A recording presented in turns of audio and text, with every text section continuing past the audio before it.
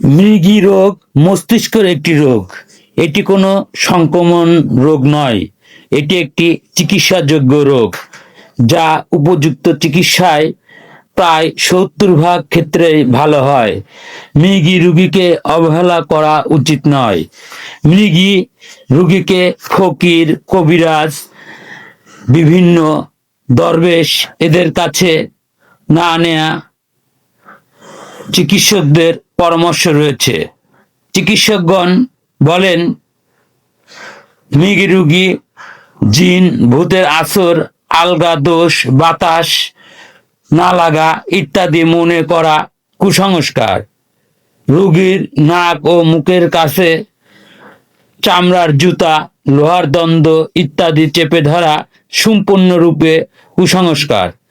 মৃগী রোগীকে অবশ্যই সম্পূর্ণ ভালো চিকিৎসকের মাধ্যমে এই রোগ ভালো করা সম্ভব। আল্লাহ হাফেজ, সবাই ভালো থাকবেন।